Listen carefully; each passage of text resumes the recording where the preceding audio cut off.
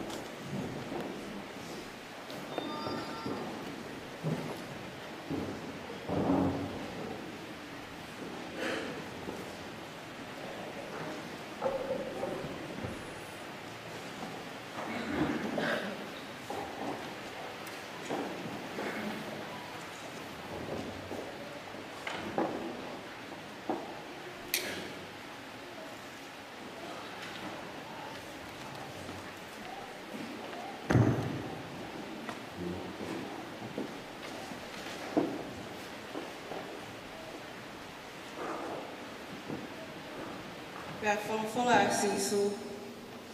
Ko be ko mama mama. Amen.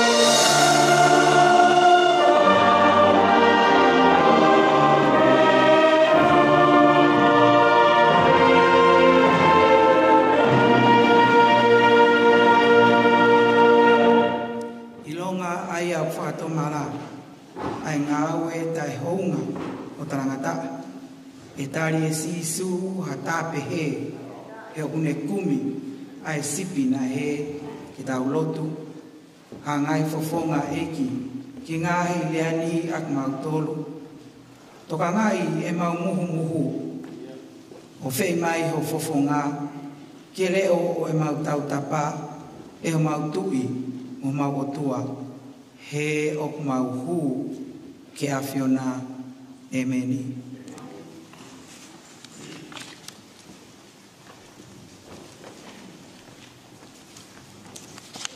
Koe fola hibe kamata ake tau lotu ka fetai.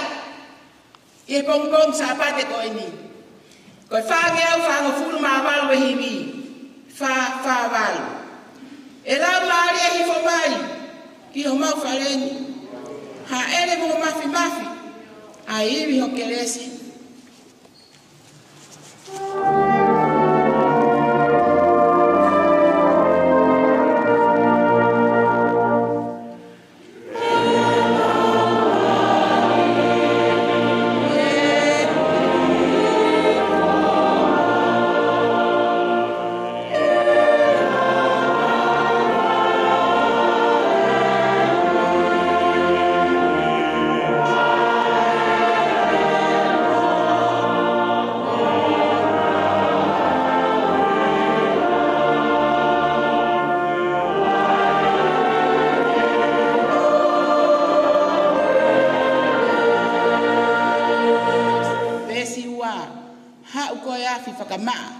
Aho mau lotoni. Ke ina kotoa e ngau ha o e mau ngahi kovi.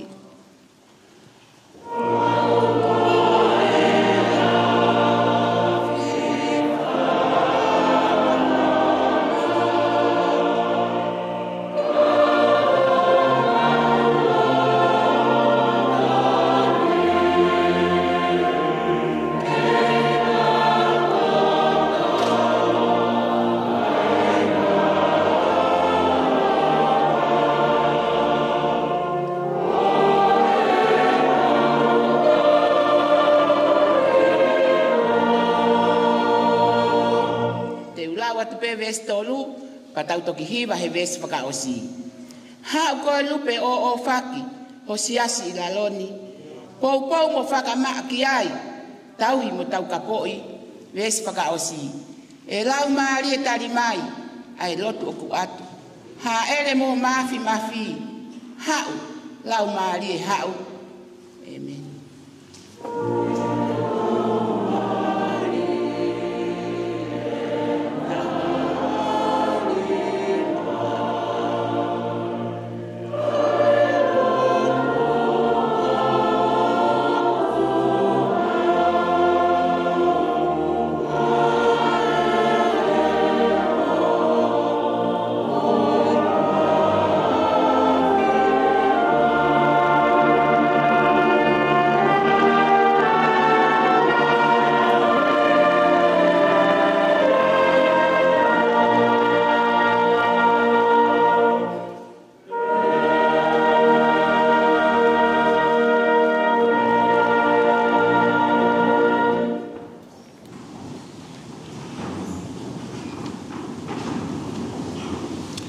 Taulotu. Whai pe taulotu he wawhai. Tolu tai o tua ko tamai, pe me alo, pe me lau maari e maonioni. O tua, pe mau tamai, pe mau whai a Fiona. Fia mau pia ho mau loto, o watamai, ke ia he whainga maari e, ia ha taimi, ke whaha mau lotu, ke mau ko muni o ai, mo a Fiona. Ko hiki hake pe aho mau loto, ko mau whakau kau mo kotoa ki mau tolu, ke mau whakatahai mo a Fiona. Ko hulutua e fia, o e mō meniti, ko ni, ko whakahauhau, ko whakalaulau, ai tahine ko ni, e nasipau, ko hiha ko whaenga.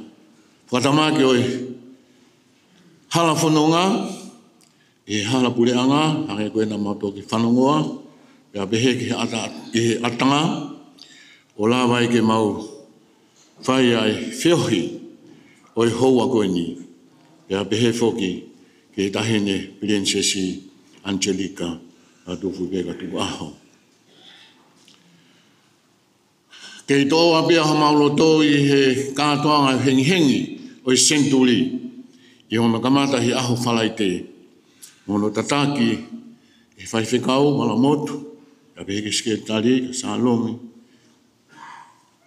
komiti, au whewhine ko toa pe. A pia ko kun salo te, o mau mātai a kātoanga. Funga ni rei, o whakailang, e aho whalaite, e whanongoa pe i he ope, ke kātoanga, e aho aniawhi. Ko e whiawhia ma ke heia e tamai, ki api ako koe ni, e kau whiwhine koe ni, e nau mātā, nau pataloni, e tahine kui ni. E a kawa tai pemo ki mau tolu he pue, he koe kui ni, o kai koe pataloni pe, o e api ako koe ni, ka koe kui ni a koe otu tonga. Whiawhia ai tonga ko toa me. Ko e tau whatunga mo tu aia, e whanua, o mau tupu me ai, ai hatu i, a peheke hau eiki, o ki mau tolu, kakai, o e whanua.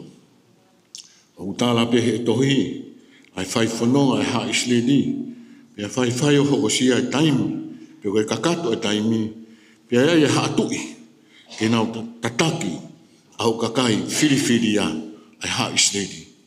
Hau kai a sauru, a pehe ka te vita, pe hoko sia e taimi o e tuputangata alo o tua, na e ui pe taku pe koe alo o te vita. A pehe ka Solomoni.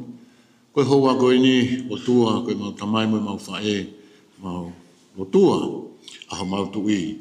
Tupo uono, ko hia koe ngafa, mamafa, ko ke uia ki ai, ki ene tāke kina, ai kakai, ho mau ki whanua. Mau whamalo e ki he tāla mo mea awhai tui koe ata, pe koe ata aho kere si, glimmers of grace. O ki mau tolu ko toa pe, i he kātoanga koe ni, o heng, o e Senturi, hange koe kātoanga nai whai he pongpongi whalaite, e nai vai, pe koe vai tapu, nai tō me lani, nai si te ki mahalo e kau whiwhine, ko hia ko na ngahi teu, kana e whakamanatu mai pe he tahine ko ini, koe vai tapu pe me he vani, koe papitai so ia, o e tau katoa ngā, ke o e whaha hateki.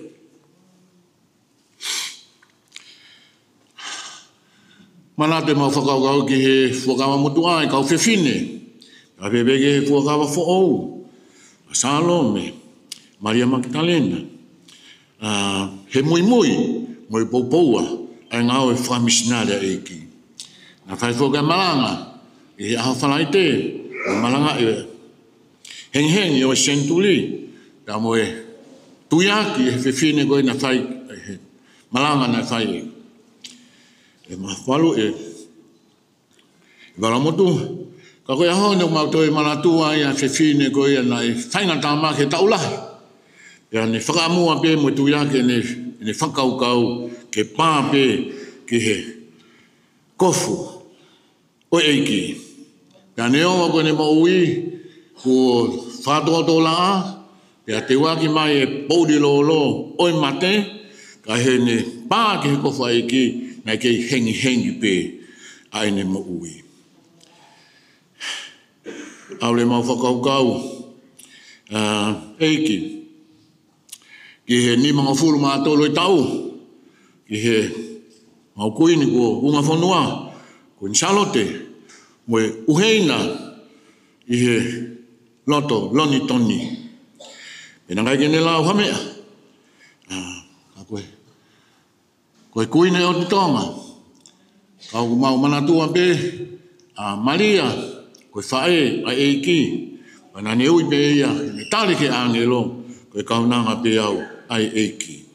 Nā eke ne lau, i hono langi, ai ne uhi nā, a koe vaiola pe ia, oi o whaloto. Mau whakamalo eiki. Ngai whakatamaki oi halafono ngā. Pea pehe ki he mo ngā whina si.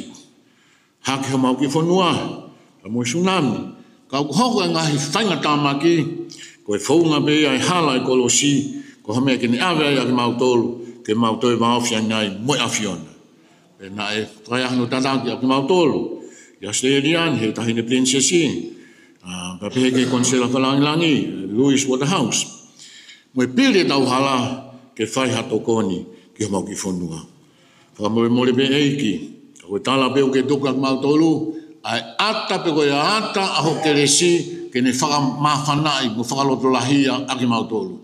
Koe mau ngahi lotu, o kai ke ne toi tāna ki hame ake awhio, na hiu kāno kato pe hau awhio, ka koe ngahi ata, mo e ata koe ni, o hoko e koe whakaloto lahia, mo e whakamalohi, o e mau tui. Ko hai na e tali me i tonga ke ngahi ofa koe na piri tau hala, ka koe tahine koe ni ananas pau.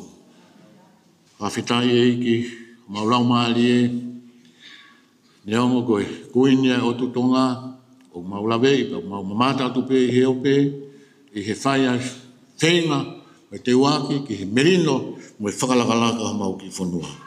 Mau whamalo eiki ke kau whiwhine koe ni, i sene, te wasteria, whai whekau, walamotu, malu, e ka Karisa Suli, mata hiliau, e ka Silivia Kawola, o ki nau tolu ko toa pe, kau whiwhine, o nau tali ho nau kasio, pa nau tali ui, i heo awhio, ke ni awe a ke mau tolu, ke mau toi wahawhiang e pe, moi awhiona.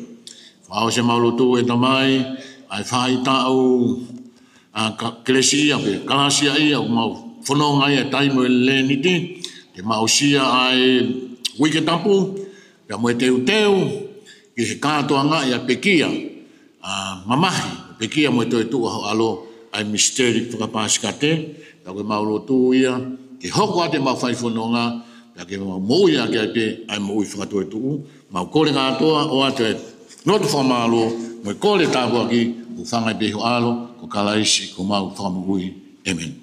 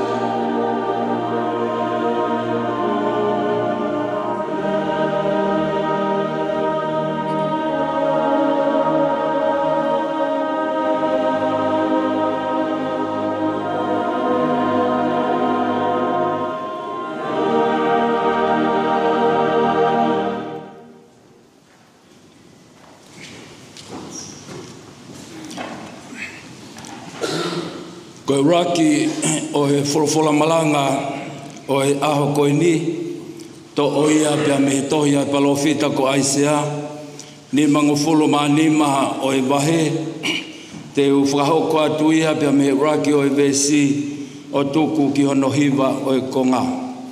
Aisea ni mangofolo maa ni maha, vesi uloa ki he hiva o he konga, ai au pehe, ai hiki tohi ai wholofola. Eni, ilonga e fia inua hau ki ngahi vai. Moia foki o ku ikai haane paanga omi pe o tokonaki o kai. Io mo omi pe whakatau waine mo e huakau taiha paanga pea taiha totongi. Koe umaaho mo atu paanga ki he atai maa. Mo e fua o mo wongo sia ki he mea o ku ikai whakamākona. Fei mo whanongo ki a te au, mo kai ai mea o ku lelei. Pea ke haka ho mo laumari i he kai mea ngako.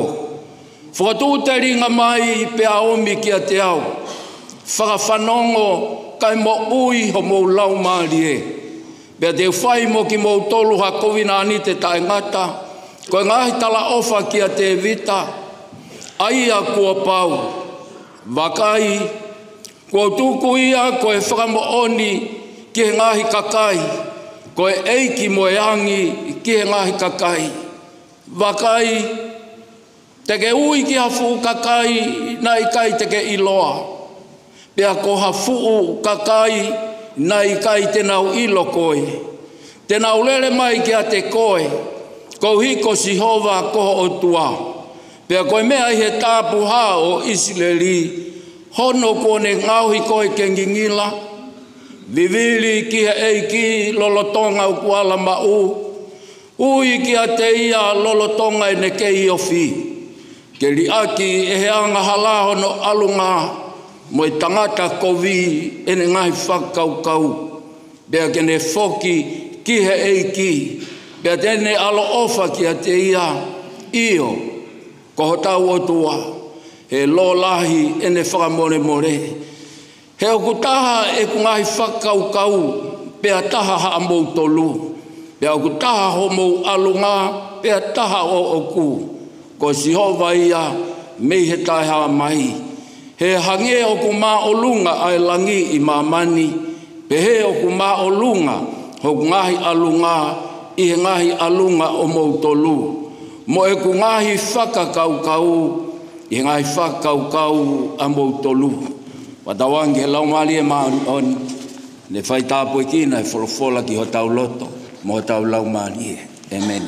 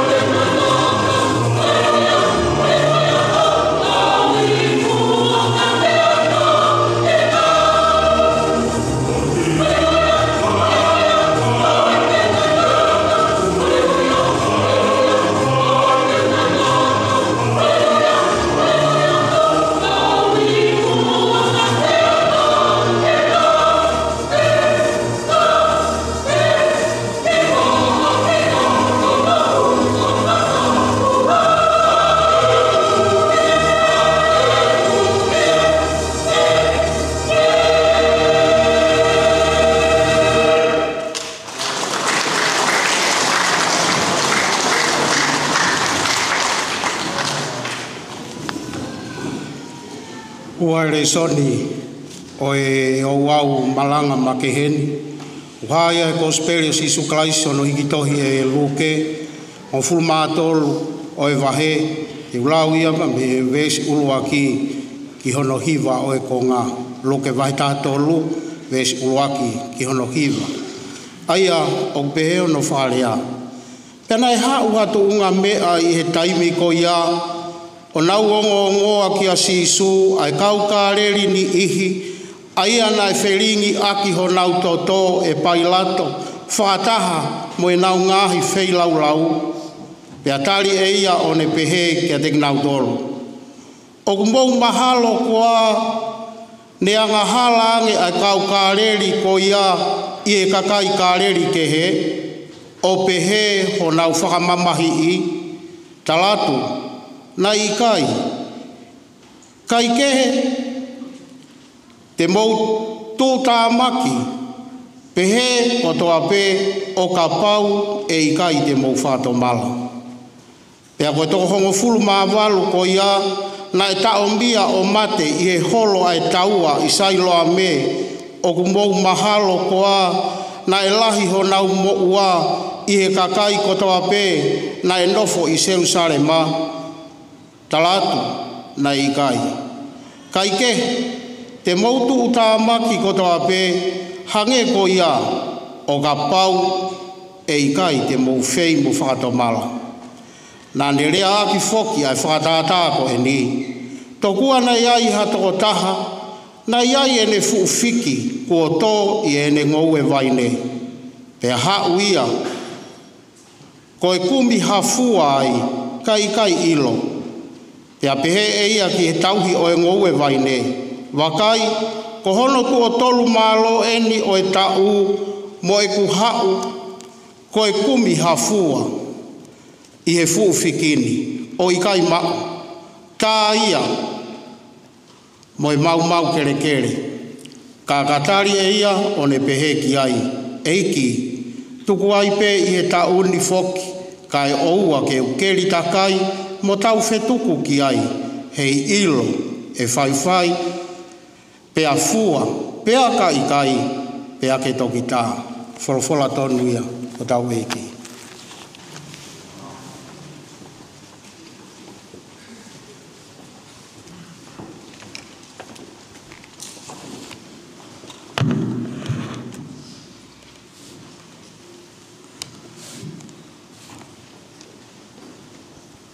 Luke vai tātolu, ves walu pe moe hiwa.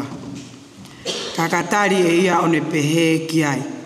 Eiki, tuku ai pe i he tauni foki, kai oua ki ukeri takai, mo tau whetuku ki ai.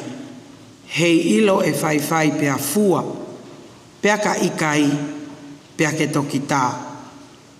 Koe whainga maalie, o e whikita e fua. Koe whainga maalie, o e whikita e fua. Tap ke awhio ai o tua i o tau loto ngani. Tap ki he kele, pia moe whale, o whaafea ki tau tōru ke whai ai e tau loto i he pongpongi ni. Tapo atu tahine kuini o tonga, kuini na spau, kako e Palestini o e kautaha ko tutuku ai koris ko kuinsalo te. Tapo atu tahine Princess la tu fui pega tu wah. Tapu mo tahine ko leiti luani mo ho e ki fonua. Tap mo mafua he esi o maafu mo hamata apure. Tap mo fine ek fai fekau kako e Palestine o ako tutuku a sene mo ACT pala mo palo. Pea mo e kau fai fekau o fatapu atuai ki a Father Arikilangi e seas katolika. Kau maafoki a whaiwhekau Scott Latu me sias tokai kolo. O kou whatapu ke komite o kau wako tutuku a sene mo ACT, kau wako tutuku tau lekeleka mo korismua, kau wako tutuku toa pe o Australia o mo ihen. Pea kou tap whatapu atu whokatek mo tolu ko toa pe, ngai siasi ko whakawhea, ke tau kau whakataha i heu au lotu o e pongpongi ni. O whamalo lahi at ke kau hiwa. o ke ki kananga I tonga o pehe ma te au homo hiva whamawhana ai hiva o whakahoko e mesias to kai kolo ako whakawhi at ki moutolo ka pau te muala lava ange ke senturi pia mo kau hiva koe ako tutuku ke toko nie nau solo to atu whakamawhana hoia o whalahi at koe moutolo kau hiva ma alono whalangilangi I koe aho au tānoa me ni I e kam ai koen ke whai ki malanga koe ni pia talamahe ni I koe ni me mau ki kurupu koe mau lele mai muia me tonga au le soni ki o malanga e unga tea pautangi koe whiki tae fua ta mai e toko taha ia he kurupu koe ni si ton mo ne le soni ia ki a koe unga tea e talamahe lewa e toko taha ia tokanga unga tea na whai at peo malanga au kua fua mai e whiki ana e tae fua e au pehe anga pia toi wat le vai ia toi whiki tae fua a ki tau tolu ka wako tutuku kras kehe ki tau tolu e whiki ni ihi o fua ngā fuhi ni ihi o fua pe ngahi waa pe ni ihi ia e ni ihi a koe whiki o fua kiti pe ki fua fosi pe ai e ni ihi hange koe a pongpongi ni fiu whakasio mai e eiki pe kia ki fua whawheta I taine kuini me kai ngā lotu o kia I peho tato e whainga maarie ke tato e fua o kia ki tala noa no o iloa ko chik silu mo tolu ko ki Australia ni ko tu mo mea ai ko whaingoe ke fufoi whetu wafi ai na whetaulaki mo mamani he tau e ono 5 miliona kuhiri whatupunga ai mate kotoa o e taina soa sufanga whakatapu o tau mamani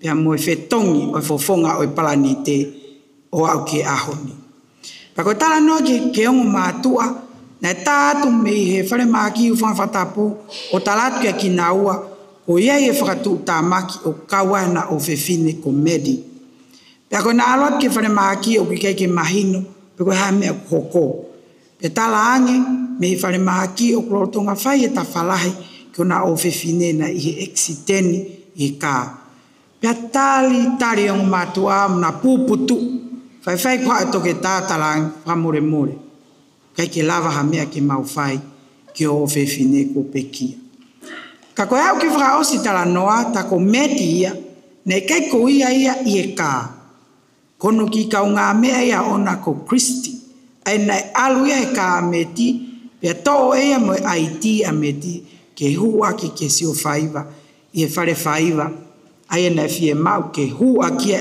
IT kuhi ko ke asio tau lahi koe ki pehe ka wakatutu kuia ke nau hola mea lere pe koe ai ha IT pehe ikai tā ko Kristi ia nei hoko kia e whakatu tāmaki I he ki tala noa koe ni na te oange ai whainga maari e ia o meti. Koe ki tala noa na e whau ke mahino o kia e ngahi whainga taa whakaririfu ia o hange koe whetu wafi koe ni ko chik silu I mamani I o tau ngahi whamiri I o tau ngahi siasi o kai ke wha malava o tau atamai ke tau whihanga ngai lele I muia. E tala noa ko speli ko e ni o luke vai tātou luke pongpongi ni, talange sisu ke ne kau ako. Ai whai o ngongo whakaririfu e ua. Ai na ilo ke kau ako, pia mo kakai na whanongo ki ai. Hange ko telefoni ko ni, mi whare mahaki ai ongu mātu a medi. Ko e ngongo whakaririfu uruaki, ko e hanga e pontus pailate, o tamatei hakau lotu ka aleli, I he taimi na nau hao ke whai ai e nau whei laulau he tempare. O hiki alu pe na pehe, o pehe, na whelingi aki ho nau toto e pai late, whakataha mo nau ngahi whei laulau. Ai ko tau si o loto atu, ke tā koto a kau lotuni, hange nau tā koto I mua he, I e whariki o tempare, o tawhe ho nau toto, mei ho nau tamatei, tawhe whakataha mo toto, o ngahi mon manu, na nau whei laulau I. Hangi e hafoi sin, me hafoi whaiwa tāmate. Ko whahinga tala noa koe ni, na e pau na whakaririfu en ke kaua ko ngā, he koki nau tolu, ko kau ka re foki pe hanga e sisu o ai ki foi fehu I fa wale ko o mo mahalo ko a ki mo tol ka wa ko ne anga hala ange ai kau ka le ko ya I ka kai ka le ke he ke pehe ai hona fa mamai talat na I kai ke te mo tu tamaki pehe ko to ape o ka pau I kai te mo fato mam pe te hokata sisu ke foi tano fra lilifu hono wa pehe taure soni ai na ilo ke ka wako ko fu taua na holo sai lo ame o tata o e kakai e to tahaval o na umat pe ne to e ke ai pe sisu fe ko ni mo mahalo ko ana lahi na mo uani I ko ni ia ki tautol ko to na Novo Jerusalema talatu nei kai te mo tu tamaki ko to ape o kapau e kai te mo fe o vatoma hanga hen e sisu o feu ia ai whakakau anga mahen ta tokolahi e te tautol o tau whakakau pehe ko e hoko ai whakatu tamaki ko e tau tea ia o I whahinga anga hala tautolu I tonga mautolu ko I tonga tonga whaapehe hufanga whatapu whoko ki motsi peka whanau I mai peha ki tamasia kwange mea anonima ai pepe o stala lo pe kolo ko mea ko ne kui na whapaki holo ia a kaufua o ngahi api o hola whakatau he maketi pa ko mea peha ki pepe pea o kei e taimeni ka pau o vale pe kwange kulotonga pe lelei mo I hata pea mea no vae ko stala ia ko mea ko to ta ko na eve makimo apito ene lele mo tangai manio ke kai ha me ngahi api uta ko e o kakai ko e kakai matao tau ki tau tolu ke tala to kua ko fainga ta o hoko mai ko uhi ko hahia pe ko hanga hala me pehe tau whakakau he pehe e kau whakatotolo saikolosia o uhinga tau whakakau pehe ko uhi ko whaungai aho tau ata mai to koni ke te tau tolu ke oa te tau fuongo I lahi ai mamahi o haka kai ke te ki tau tolu pe au tau whenga e taim lai ke otua ke pehe e tau wheohi moia ko awen o ko alu ke lotu kau he hiva solo fua e ka venga lahi kon e ako tutuku hange mei whahela kon e ako tutuku a koris fevine ha mea o ke toi tuku ai ke haku e whainga taa ke te au pia koe taimi ko hoko ai whainga taa ka kita o ku alu hoto hoa pe ku kau e te whanau I e ngahi kengi pe nau whiri ke mawahe me mea te mate aki I pe aku te whakakau ki o to otua ha e mea o ku ke tuku ai ke ufou e whaingata. Ka mea koko ai ngai kovini, kia ki mautolu kakai lele. Ka koe foi whehu I koe ni. O koe kai ke ahataria sisu ki ai. Sisu, kai ke ne whaatari e ia hawhehu pe, whai mau pe e ia, ene tari aki ki tala noa whatata, ai a koe e pongpongini. E ko sisu, o wako ke kau whai ako ui ko master teacher. Pe koe pongpongini whai e sisu e ki tala noa ke fufiki. Ko ne tari a ke wheu I ko ia. Mahalo ko kau tānoa whatata ko ne fufiki. E ki voi tānoa ko ni tala noa mauloto ia. E tō tā ko toa pe I o tau siasi mo ngā sias ko toa pe o glau e toi tapu. Ko fufiki tai fua ko ni teki ke ne whai e ia ha mea lahi. Pea kui kai ke ne whai e ia mea, o hange o whai atu kei amanaki. Tala mai koe sisu, tokua na e atang, tōta, na e ne fufiki, ko tō he ngoe vaine. Pea hau koe kumea fua pe kai ke ilo pa peange tōta ou na koe o e ngoe vaine, ke tama tau he ngoe vaine. Masi, tō tolu e ne kuhau whakasio haki fua, he fufiki koe ni, mo e hala ata pe. Sai ke tā mo whakahela, ene tu he kere kere, whakamore kere kere. Pea koe tau vesi, pea tāriangi, he tau hingoe. Eiki, tuku ai pe mua he tā uni, kai oa te utoe, kai oa ke utoe ai haki keri takai, mo tau whetuku ki ai. He ilo e whai pea fua, Pea ikai, pea tokta. Ko hange e tau fufiki ko ki tala noa ki a medi. Ko toi oangi, hono whainga maari. Ko whakakau o amanaki ki ha fua, me i ha fiki, tae fua, ko toi whakafoki mai, ko toi o mai hono whainga maari. O toi whakawhetau laki le rei heni ai mesi ai otua, mo ne whai whakamau. Ia koe otua, o mohu ka ataki mo whai totoka. Ka koe ne whai totoka, koe mea atata pea ai otua. Mo ne kananga tau tupu, tuku ai pe e ku mea aku, ke u whakakau i pe e au. Koe tala noa o fufiki, o gei e mea lalahi koe pe e tolu koe ni. Ai aku o mai ke tau whakakau ki ai, e tari a sisu ake ki tala noa whatata. Tala mai uaki, whakangata pe ho tau taimi i mamani. O kei pe whakangata ki e tau mo ui, ka inga lotu. O kei taimi e osi ai. Pia koe ka veinga e tokanki ai aluke, hange koe ne ki ta noa pe aluke ke pe, kia e futangata, ta naki e ne koloa mo ne paanga. Pia koe au eke ange o kuai ke ne ngau aki talamaia, ka taki te ke malo loko e ahon. Hai aonga o e fukoloa ko ia. He iai pe taimi e lava tau osi me mo ui koe ni. Ka wako tutuku, ko tau taimi o kufua nou pe ia. Tala mai pe e folofola, pongpongi o tau fisi, pia matala. E fiafi, mahe i kau, hina o ta ulu, pe ange ki tuma e talue. Pe a tau mai. O tau tolu ia. O tau wau mai ki heng o senturi, ka tau te watu ke tau te au, he koe tau e te au, whanonga ia mahe ngai tau tangata. Ko ki tau waeni, ta teu hu, me hengi ke mafoa ai atau senturi. Ka aku alu pe taimi, e whala tonaki ko osi, koe aho pe tau ngea wono nima.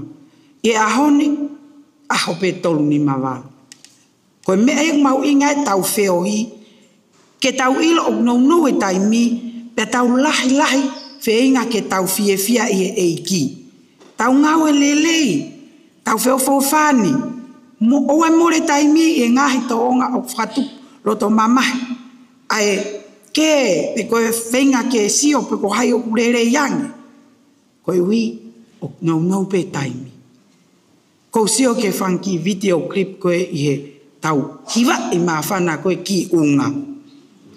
Mo ilo ka wako tutuku, koe unga, ko hono mo ui anga, koe loto. Pea koe loto o ki unga mo ni, ka wako tutuku, o kfon pe he ofa. O kfon he kātaki, o kfon he loto whaka he ukuma, koe unga mo ni ia. Oa te tau hiki o tau ni maa he hiwa kua tau pore, ha whainga mea, whamamani ko tau au sia. Pe ko haikuna ia mea whamamani. Ko tau whawheta i ko haerea e tahine kuini, o tahine prinsesi e katoa ngahenging o senturi i loto sene. Pea tau whaia me loto o unga mo ni. Ko loto o whafo o e ofa ai otua. Ko hono ua e ki tā noa whatātāni, talamai e sisu, koe mo ui o pau ke sivi. Neongo talamai ko rintou, o mai pe ahi, pa tatau mo tau wivi. Ka ko pau au pito e ahi, pa ko pau au pito tau sivi. Pa koe haa sivi koe ni. O talamai, o kulava ke tau tala, pe o fefe e fuu akau, mi hono fua. I whakakaukau ngau e vaine, o ki mau kere, ai tu hafu fiki, o kui kai ke fua. Ko tau whakawheo hi mawhana ni a me koutou leka, toko lahe ni na nau tala loto. Ko taimina e whai ai ho nau sivi i he taimina na wako e koris Queen Salo te, he mea whakaloki ako, lolotonga ko ia, e na wako. Na e keike pehe na e fuulelei. Ka koe ni ka wako tutuku, mo kainga lotu, i loto sene, koe otua, koe kene sivi e ia hataha, ha mea whakaloki ako. O kune sivi peia ki tau tolu, i o tau loto, mo tau toonga mo ui. Pa koe uhinga ia, o e whaka ofa, ono whakataha i mai ki tau tolu, ki heni e pongpongi ni ko ui. Nea ngoi mawhana, o e whaki, lahi nā mōwhai.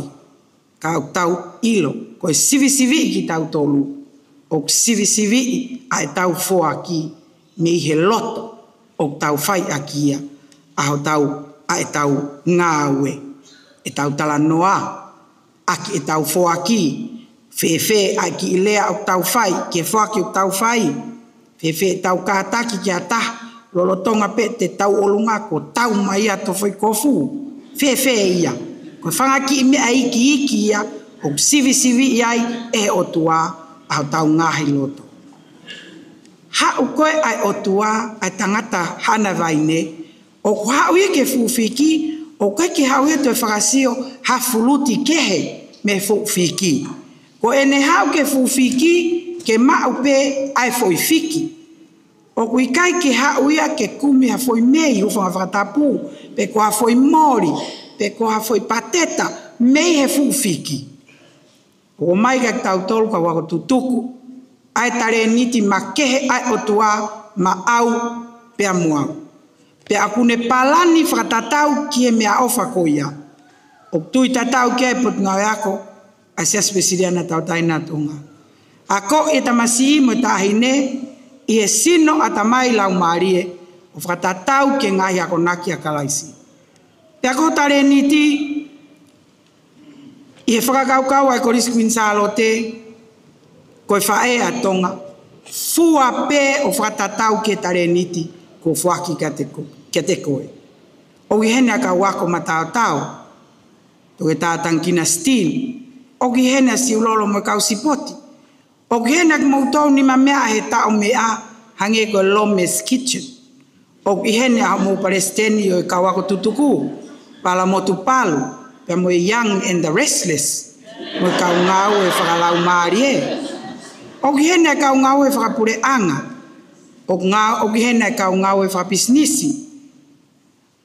O ki mea hene a tahine kuini. Pea mo i tahine prinsesi. Mei he whare o haa mo heo fō, koe tumu aki, o anga e tau nofo whatonga. Pea oku fua kehe, koe uhi he koe whinangalo ia o tua. O i kai ke sivi e tau fua, e tau tue nofo tau tolo, sio whakahoa tau tolo, ki hatu e taha. Sio fi holo e au, ai fua koe toko taha koe moe. Sio pe taua, kia ki taua, moe fua ki he eiki. Taim lahi tau pe tau sio. Koe siasi koe o nau alu e nau whanau o ako loea. Tau alu katoa o ako loea. Ko ui e koe ngawe o ngari malunga. Ko tau tolu koe nea tau tau keke ngari ma. Fua i he tare niti na om e o tua. Pea koe sivi o ki taua o whai pe ia e o tua. Whai aki ayanga ko ia ai toa ki tare niti, ai fua o lau marie, ko ofa, ko merino. Mau inasi ai, i he whanga ki tenga na e tō ko ia, e mo ngahi mātu amo e korisi, mau tolu me i tonga tapu. Ho mo lava ange, si o mai kak mau tolu, mari ange, ngahi o mau ulu, ave mau tolu ke he, ai o mau whankine snima, ko e whanga ki mea, i iki, kak mau o ngoi. Ai whanga ki tenga ko e fua, i he mea o ku te lava. Ko e fu whiki tae fua o toi oange no whainga marie. Ka kui kai ke tuku pe fu whiki ia ke whainga ke fua pe ia te ia pe. I kai, ko e tau hingo we a kune auhani. O kune toi oatu e kere ke tanu aki. Kune oatu e whanki whawhanga o kānika. Pe toi keri halanga vai ke tawhi atu ki ai ki vai. Io no toi ai e taha, kai hato e fua mai e fuwhiki, ko e ola ia o ngāu e mate aki, o e taha kehe ki ai. O i kai whau e tau ingo we ia ai kere, pea moe vai, ko me ia ai o tua. Ka kua pau ke whai e ngāu e ai tō tātau ingo we, ke ne oange a whainga maari e mai fuwhiki. Peko uinga whaoso ko mai tā noa whatātā ko e ni, ke ki fuwhiki. Kua pau ke lave ai aka o e fuwhiki ke tupuanga o ne mo ui. Aia koe ki tausio ki ai, Ko tau fu fiki tai fua o ki kai kono teftoi palo parema o ona a tai fua. Kono teftoi palo parema o ona kono aka. Ai te fito pe koe mo ui anga o fu fiki. Pe o uhinga ki heni ai ui ke whakatomala. Ke tau ta foki o hanga ke tau mo ui anga. Koe matla e a kau koe sunflower o kui e tau tolu kau tonga ko sio la a. O uhinga ta foki ki la a. Whatonea e tonga. Sio ki la a. He koe ki matla kau koe ni o malawa piki te sio kita. Ke ne ta foki holo ke fu. O mui he fu la a. Me he pongpongi ki he fiafi. Nau ta foki ki la a. He ko nau mo ui anga. O kwa o piki nau tolu. Ke nau sio ki la a. Ta foki holo ke sio ki la a. Kok tau tolu whahinga e tangata.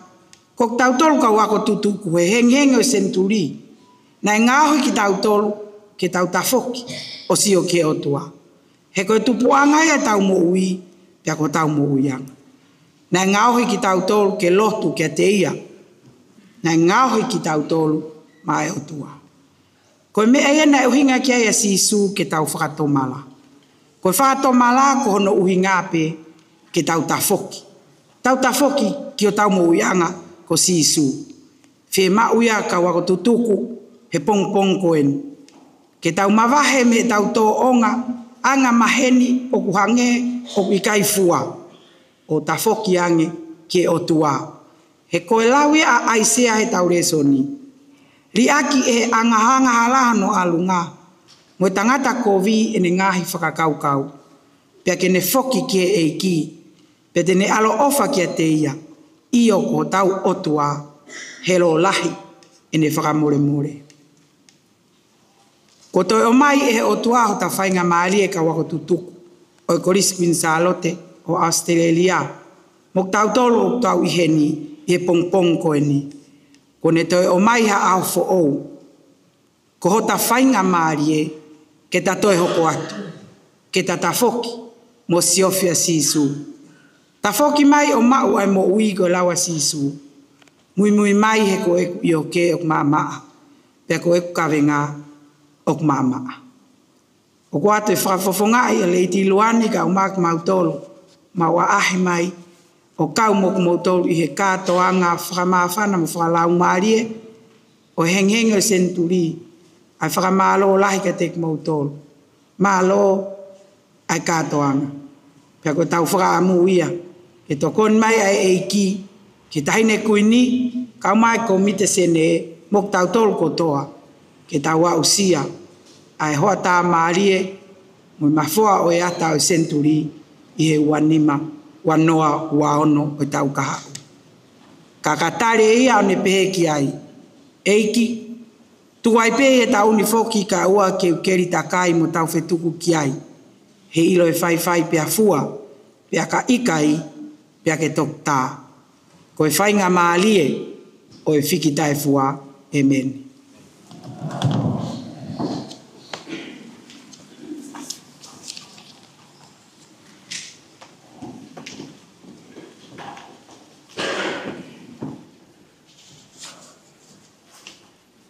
Ko whawhaimi, whaose aka e malanga whaeki i a koeni, ko nima ngeau mo fulu mawalo himi, nima tahavalo himi, ki mo kātaki, mea ke tau hiva.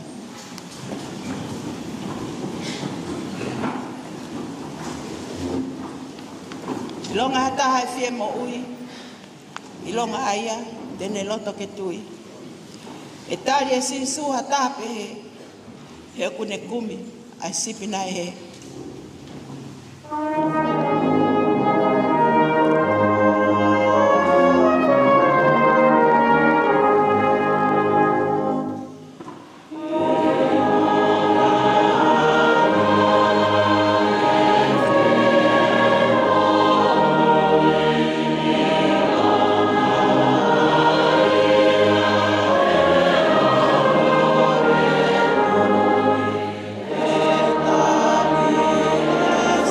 Jesus.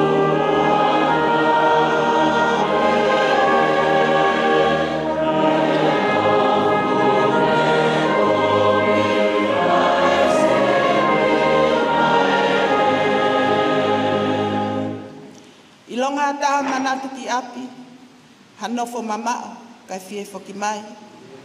E tari e sisu ha tape he kune kumi, ai sipina he.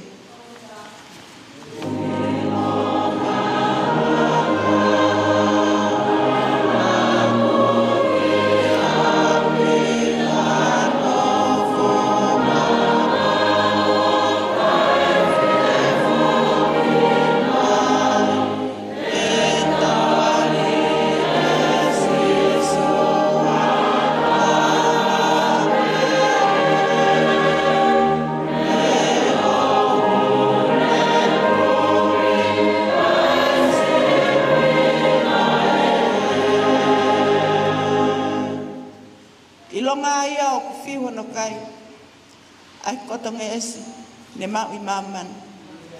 E tari esi isu ha tape he kune kumi, ai sipina he.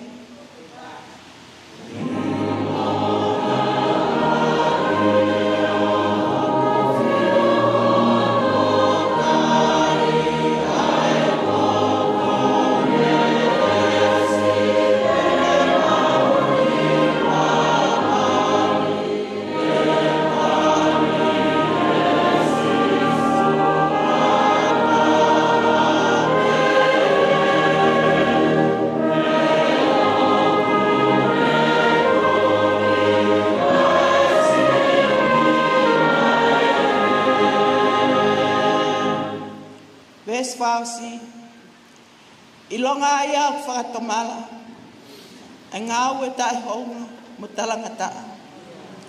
E tari e sisu a tāpe he kune kumi, ai sipina he.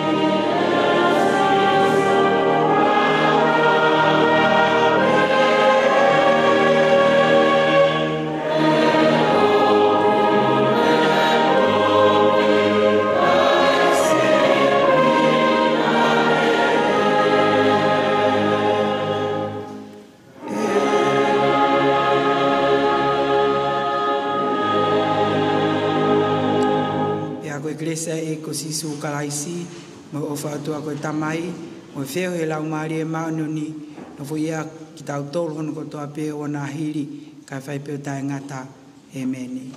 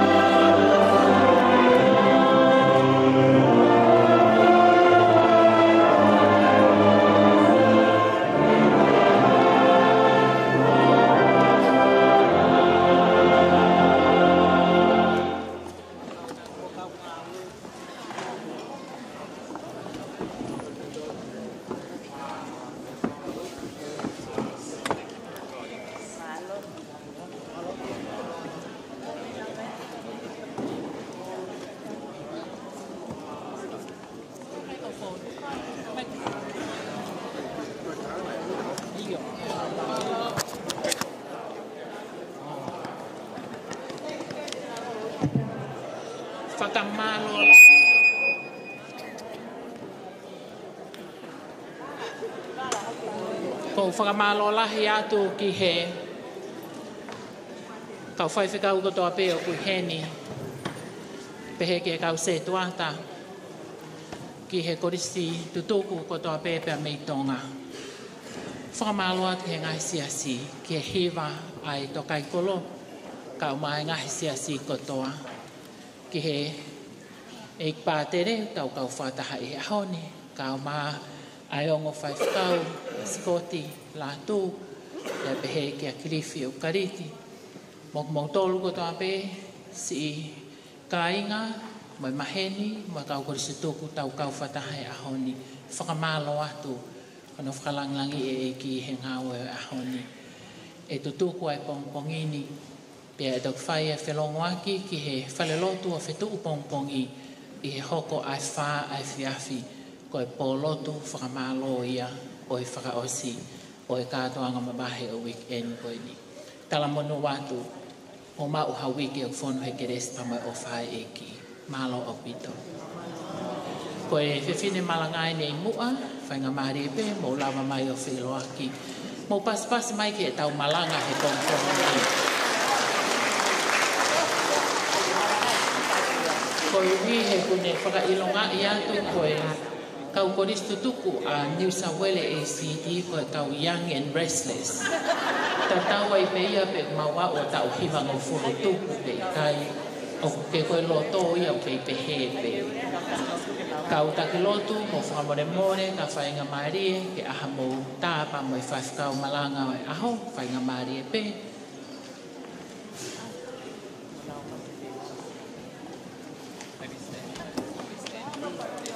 Tuai, tu pe kai muai.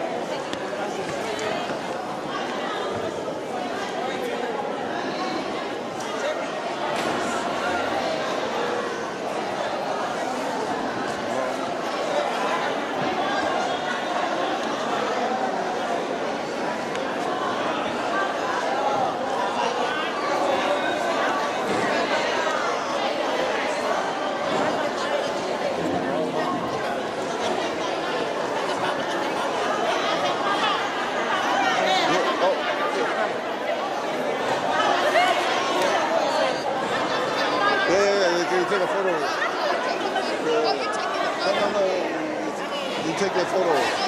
Yeah. Hold on. Can you?